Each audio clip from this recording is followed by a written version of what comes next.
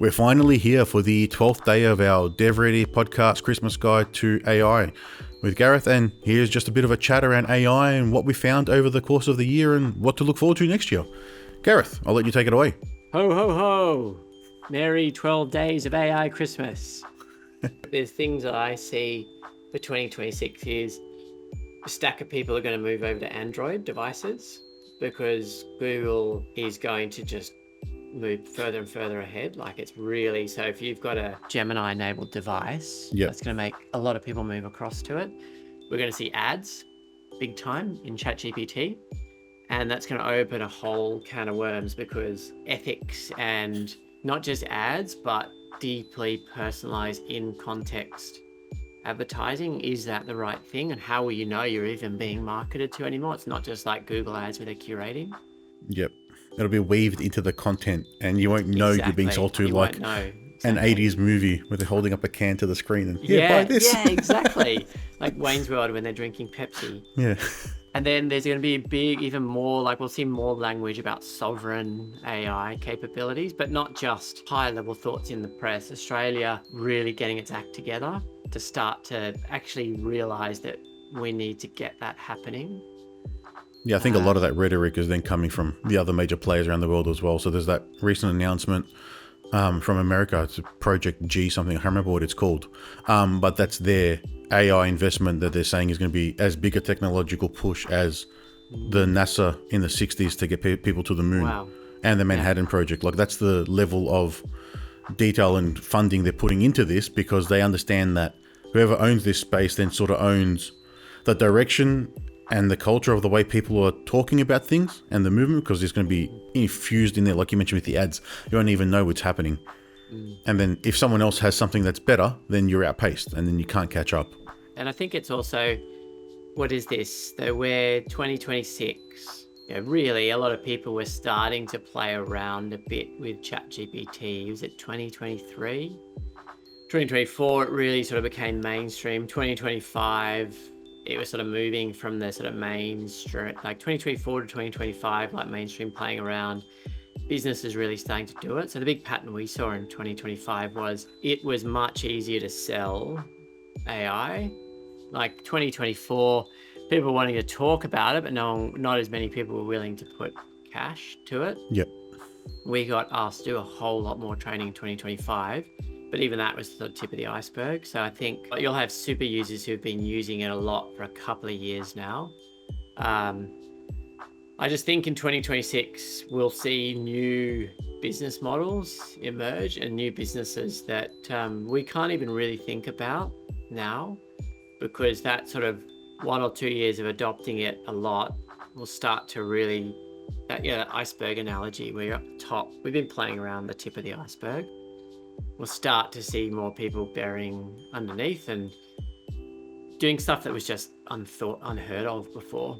Yeah, and there's 3 years of development and innovation and things that have happened. If you think about ChatGPT's release in November 30th, 2022, what it looked like versus ChatGPT 5.1 today and all the functionality and features and what it can do, it's night and day.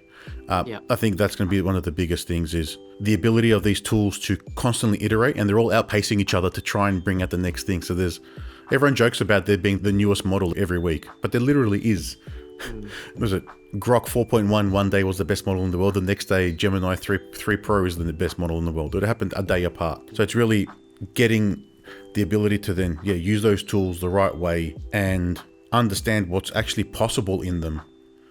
And that conversation is definitely being made easier by those tools to then get people like yourself in for training, or people like ourselves in to then build solutions that use AI, because now a lot more people understand the capability of them and they can understand how to utilize them in their business to get some benefit. It's not just, it's an email writer or it writes a blog post for me, which I think was the sentiment around a lot of business for the longest time. I think as well, one hypothesis I have next year is a bit of consolidation. So the first couple of years, lots of calls, all sorts of stuff being built. I think you'll see a lot of, and we tell so many organizations is you can do 98% of what you need to do with a team or enterprise account for ChatGPT or Claude or Gemini. And we're still 2025, there was a bit of the fancy demo and we'll jump onto all the latest stuff and this company's doing XYZ, we need to do it ourselves. I think businesses are going to realize we don't need 1,000,001 things. We don't even really need our own proprietary custom stuff. We can probably do a huge amount with a license to ChatGPT with our teams trained the right way. So I have hypotheses we'll see a little bit of a consolidation across the market, and really I think the big winner in 2026 is going to be Google and Gemini. Yep. It's even just the last couple of months. I think they're really like after the what was it 2024, the nightmares they had with Bard. Yeah, Bard was everyone just wrote off Google and thought the AI race was theirs to lose, I think is how it was worded, and they effectively had lost it at a point until they released the rebrand of the Gemini models. But yeah, that's really going to change. I think if you're looking at company wise, the Alphabet, and the difference with them is they make their own processing chips. So they've got the TPUs, the tensor processing units, which compete with NVIDIA. So not only are they like OpenAI and able to deliver models at the frontier level, they can also build their own hardware to train everything on. So they're not beholden to NVIDIA either. So that's probably another leaf in their, another cap in their bow, or however you say that statement, that puts them ahead of where everyone's thinking. And it also makes me think about Microsoft. So Microsoft getting their act together, and also reducing their reliance on OpenAI, because they are now, you can use Anthropic or Claude to one level in Copilot. Yep. So there's the functionality and features and just Copilot working better, which I really hope happens. It's kind of getting good. It's still not consistently effective, though it is good in patches. I'm sure Microsoft, brilliant people working there, they'll get their act together. They'll sort of reduce their reliance on OpenAI, and we should see really great things coming out of Microsoft.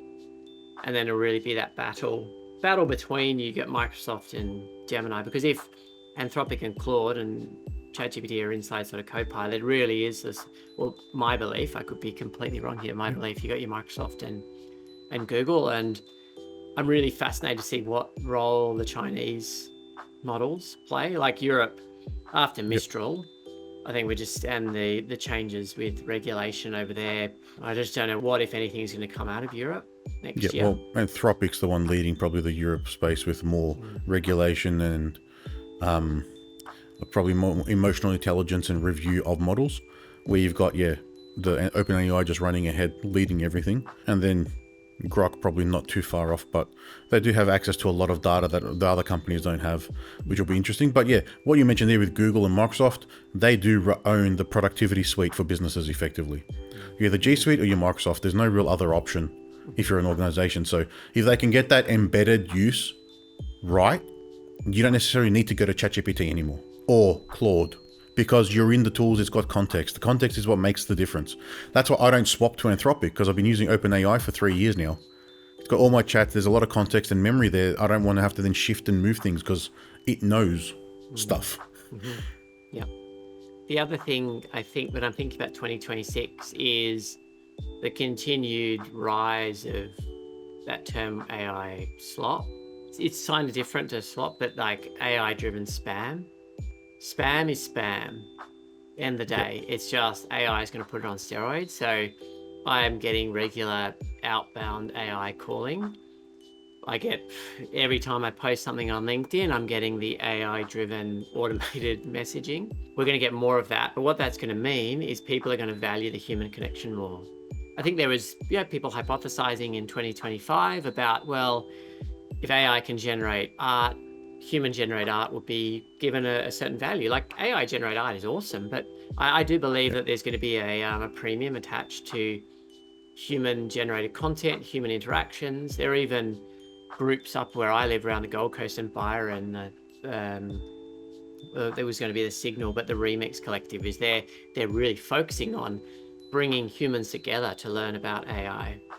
They're bringing people together, people making human connections. People are going to pay a premium for that now. Because I look at, even in my behavior, I've noticed has changed. I love YouTube Shorts in particular. I don't use Instagram, but I'm on YouTube a lot.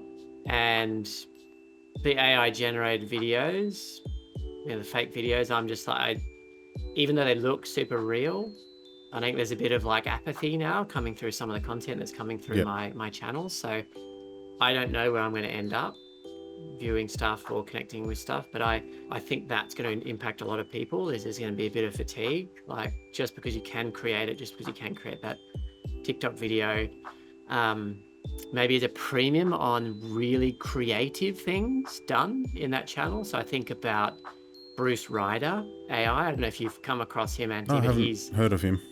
Australia's first AI celebrity, and Bruce has worked because they've invested in his story versus jumping on Synthesia and getting an AI avatar and sticking it on my Instagram reels and getting to promote my business. There's no story, there's no richness behind that.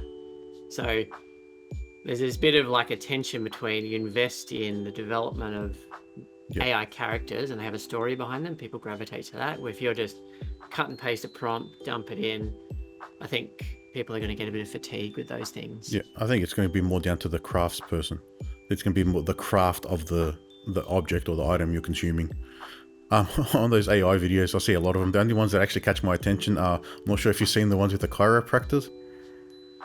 Oh, there's a series of them. I'm not sure it's like a chiropractor fixing someone's back, but he'll like throw a toilet over them and you hear the noise and it's like, that's fixing them. So each one, you don't know what's going to happen. So that's the only one that's caught my attention because you can't do that in the real world. But the rest of them are pretty crap. And there's a lot of poor YouTube channels where as soon as you don't see there's a person and you see like these it's a bullet point list of things on the screen and it's an AI voice. It's just regurgitating stuff from anyone else. So there's no value there. It doesn't make you laugh. It's not entertaining. So I think that's going to come down to a lot of it is going to be that connection, as you mentioned, the craft of the thing. And then are you actually getting entertained or getting something useful out of this person? Because it's all about that in the long term. Everyone can make it. Just because everyone can doesn't mean they should. And that point about value as well, it makes me think that what I'll be placing more value on is people I want to learn from about AI, people who've spent the time putting the work in, not the headline grabbers. Like I've seen over the last 6 months, I'll call them AI influencers versus actual people who spend the time. So MIT report came out about ChatGPT making you dumber. Oh, that was fun. But if you, the instant responses about it, people just regurgitate the headline and put a post because they wanted to win and get their content out there. That's all crap. I wait now for the people who spend the time and, I've read the report, I've done this, and this is what I've found. Those people, if you're any sort of content creator in this space and you're in that space, you're going to do well because people are going to want to actually learn from the people that do the work, not the influencers that can grab a headline, put a prompt in and ask ChatGPT to regurgitate a post about ChatGPT agent builder came out, N8N is now dead. Well, no, the actual real story there is learn both and you get good skills to navigate the AI world. So like Nate Herc for me, he's a great example. Follow the actual thought leaders, the ones actually thinking about it, putting some critical analysis into it, giving an opinion, not just regurgitating facts and information. I do a bit of both in those weekly summaries that I do, but I'm still reading from an AI script, which is part of the AI sloppiness that comes out of what we do, but it lets me give my opinions after what I remember what I've talked about. So you have to use it to help you. I'm sure everyone else is using it to do research, so it's just trying to make things engaging is difficult, I think, especially when you're doing like a lot of content creation, and it's having those AI influencers just trying to do clickbait titles and just grab everyone's attention when everyone's saying the same thing. Not only is it's boring information, it's very hard to differentiate if you're one of those people as well. So as you mentioned, trying to be the first one to post it is probably the goal, because once the flood of the tsunami of sameness comes along, how do you stand out? And I think and I'm a big fan of your Monday morning read. I don't know how many people actually watch them. But what's important to hone in on there is that you're reading through the content and then you're providing your point of view from the depth of understanding it. Because I do a lot of learning on LinkedIn. So when people post stuff, I ask in the comments, I'm keen to understand, what does this mean? Why did you have that point of view? You can tell straight away the people that reply and say, this is the perspective, this is how I reached it. When I get crickets, that's what I know is I'm like, I didn't actually know what I was posting because I just chucked it out there. Yeah. You have to then copy the original post into ChatGPT and go, what did you think when you actually wrote this for that person? Yeah. It's been an interesting year, especially in the AI front, just because I think it's harder to keep up now with everything that's happening than it was previously, because now there's more people talking about it, there's more noise. That other MIT study that was 97% of projects fail, that headline took over for 3-4 weeks about it's all over, it's the end of the world, it's a bubble. Everywhere, every time it's a bubble. Yeah, and then there's like NVIDIA's when they Jensen Huang talks about his revenue. If they make too much revenue, they're fueling a bubble. If they haven't made enough, then the bubble's popped. So I don't know. It's just there's so much negative and positive in both directions that it's hard to keep up. But I think we've been able to do a good job this year trying to cut through some of that and give some opinions and some easy wins for people to then try and get a step up and get the benefit of AI in their business, which otherwise they wouldn't have known where to start. Well, Gareth, it's been a fun 12-day guide to Christmas. Thanks for all the I think we've probably done 10 or 11 episodes throughout the year as well. Just having a chat about AI. Looking forward to continuing those next year. For everyone listening, Merry Christmas and Happy 2025. Good luck keeping up with everything AI. And we'll be back next year. Thanks, everyone.